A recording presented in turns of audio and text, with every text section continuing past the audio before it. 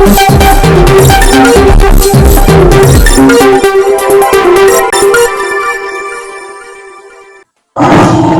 जी declare झालेली नागपूर महानगरपालिकेची जी निवडणूक आहे, आपण नागपूरबद्दल बोलतोय,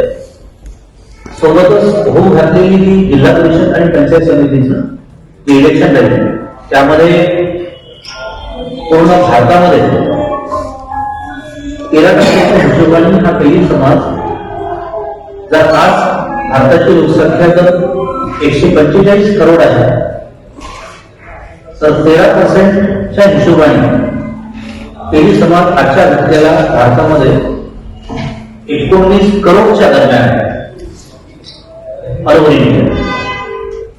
आणि एवढ्या मोठ्या 19 करोड लोकसंख्या असलेल्या तेली समाजाला पाहिजे तसं राजकीय अस्तित्व नाही. शैक्षणिक क्षेत्रामध्ये, सामाजिक क्षेत्रामध्ये, व्यवसायामध्ये, काही ठिकाणी शेतीमध्ये वगैरे हा बऱ्यापैकी आहे, जे खाऊन पिऊन सुखी आहे, फार श्रीमंत म्हणता येणार नाही, परंतु आत्मस्वाभिमान असलेला, प्रामाणिक असलेला, कष्टाळू, मेहनती,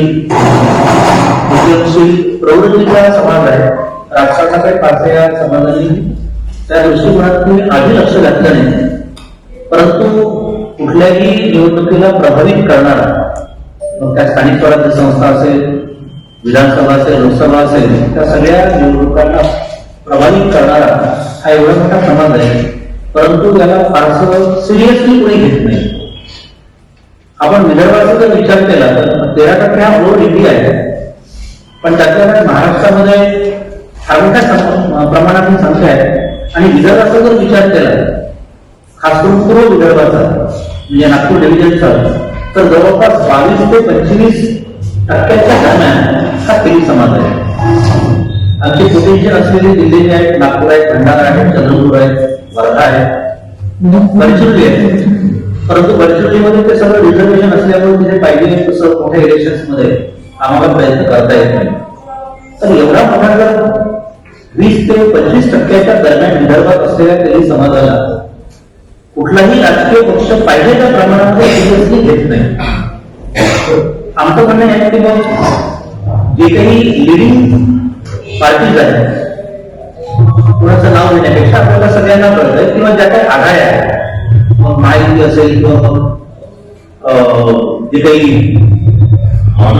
महाविकास आघाडी आहे किंवा वर एनडीए आहे, युती आहे, किंवा त्यानंतर थर्ड फ्रंट आहे, किंवा जे छोटे मोठे पक्ष वगैरे आहेत, हे सगळे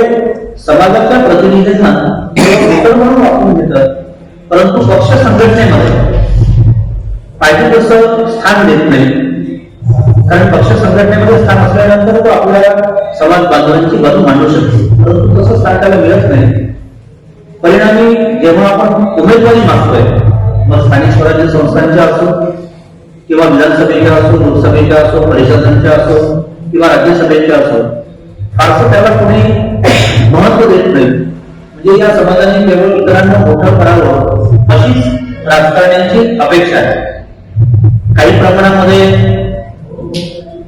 सद्यस्थितीमध्ये महाराष्ट्रामध्ये आणि केंद्रामध्ये ज्या पक्षाचं सरकार आहे त्यांनी बऱ्यापैकी